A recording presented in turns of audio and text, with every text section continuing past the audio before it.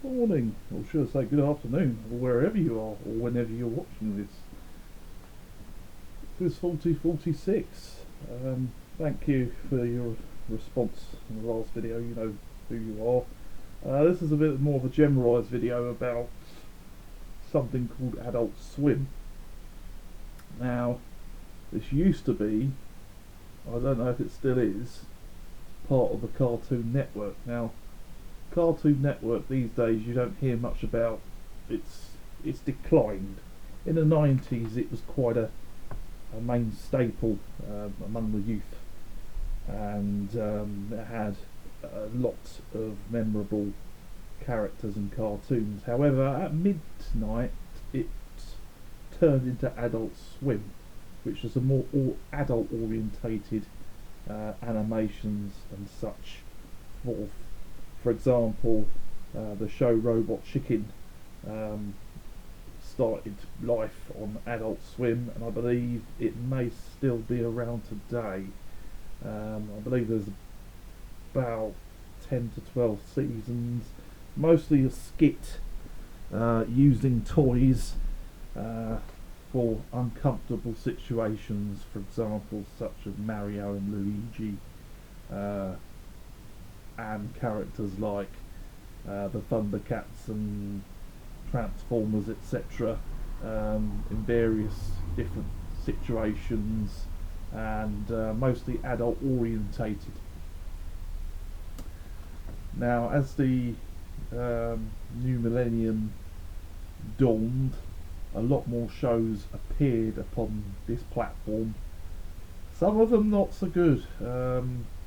They have their fans, but such shows as Moral Oral, which was a stop motion style of show, which there's no word to describe it. It was quite traumatising, and one of the episodes basically got it cancelled because of some of the themes it dealt with. And I may do a Moral Oral video eventually, but this isn't the show we're talking about today. On top of that, one of its first shows was Aqua Teen Hunger Force, which, amazing as can be, had, I think, 10 to 12 seasons. It absolutely, completely and utterly ludicrous, and the three main characters had various things happen to them. They seem to live in a hood somewhere in the sort of central United States, and were supposed to be superheroes based on fast food. However, they seem to get themselves into more trouble and not really fight villains, although they have various villains appear in the series and reoccur sometimes. Then there was things like Harvey Birdman, which again is just rough, but the channel didn't know what it was doing in those days. It basically would be running for X amount of hours per day. We first encountered it, me and my good buddy Harv, when we watched something called Sumo TV, which was part of the lineup because the lack of material they had back then. You also had Space Ghost, Coast to Coast, which was, I mean, the voice actors were really good, but the shows were just bonkers.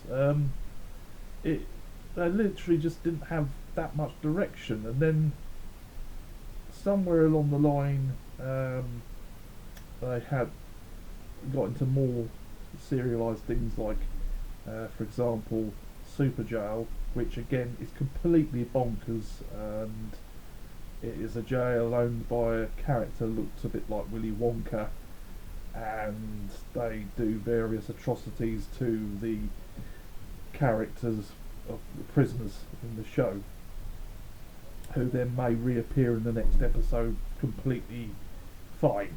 Then you had, again, quite crude, extremely crude in fact, Mr. Pickles, which is something else. entirely. Again, one day I might do that. It's there's a dog called Mr. Pickles, and it turns out that he's the devil,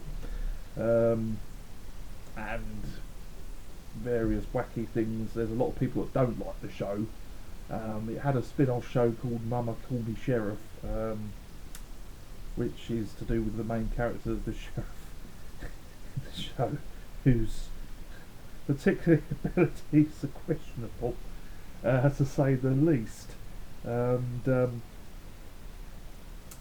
then they gained more prominence with Rick and Morty, which to start off with was pretty good, but as it's geared up more shows, it's lost its way. That's why not many people talk about Rick and Morty anymore, because it's lost its direction, and some of the characters have been sort of ruined in a way. But the main one I'm going to be talking about today is something I've just finished watching today, which is called Common Side Effects. It's brilliant. It's not hateful in any way, shape or form. It is absolutely outstanding for a season. There's 10 episodes for the season, each are about 20 minutes long, and they cover the story of this guy who studies mushrooms and finds a mushroom that can technically cure anything. So you take this mushroom and say you're in a car crash, for example. It brings you back to life. However, there are side effects to this, which include seeing something that is associated with the healing properties of this particular mushroom. However, the pharmaceutical industry get wind of this and then basically set out to stop it and destroy it. And the central character, who has managed to cultivate and grow this mushroom, is in mortal danger, and various different things happen to him, but I think he stays true to his goal. He encounters something like the Michigan militia whilst he's on the run, and they get involved in the activities of growing the mushrooms, and the Michigan militia don't really know about it until he kills one of their sons, because the acreage he's bought has got sort of runoff from a pharmaceutical company, which is the perfect kind of soil to grow this particular mushroom. And he gets investigated. Basically, the DEA get involved, make up things about him to try and find him. They do manage to secure him, and he ends up in prison, where it moves the story on. And there are several characters in the story, mainly his love interest, which used to be his lab partner when he was back at high school, and the two cops, which work really well together, who almost a bit like brother and sister in a way, but they manage to piece everything together. And then of course you've got the guy that is on the board of directors in several pharmaceutical companies, and the goal is to stop this from going into production and stopping putting the pharmaceutical industry out of business, which in many ways I believe the pharmaceutical industry is probably pretty close to the nub, because the General Secretary of the US gets involved in the shady dealings, and it kind of spirals from there, really. Not only does the mushroom cure people, but whilst they are being cured of whatever injury it is, they go on a trip of some description, and there are these entities that are in this realm. The entities never truly speak, but they may sometimes indicate something or bring up images of people that they should remain interested in. It's could be made into a real world series, and it would probably do very well. But as always with these things, animating it is probably a damn sight easier in the regard to the effects and some of the situations that occur, and in some ways it could be adapted into screenplay, but it's an animation instead. The voice talent's pretty good. It's not. It's actually quite thoughtful in the way that it is, and it's not. It's not. It's not bad. It's quite. It's probably, I would actually say, one of the best shows on Adult Swim has ever produced, and it has been left over for second season, but as to how that's going to occur and appear is unknown. But it is definitely one of those things that I would definitely recommend watching. In the US it'll be on Adult Swim, because Adult Swim over there is different, because you've got things like Family Guy and things like the Cleveland Show, which is not that great, but the Cleveland Show and American Dad, Bob's Burgers, etc. There's a lot of shows in the US that are on that particular medium. However, over here it's different. Channel 4 has got the rights to these. However, Channel 4, you can stream these shows for free. They've got a massive back catalogue of shows. Another good show, which is one of the earlier ones, is Venture Brothers. That's I'll do something else about that when I finish watching that, because there's a lot to trawl through, and I would definitely recommend to go out and watch it. The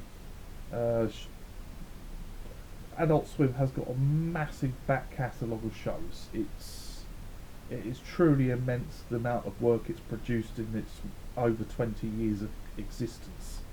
The early stuff, I will warn you, is quite rough. The first jolt into doing a proper sort of anthology series was probably Venture Brothers, which is actually really good. It is comedic, whereas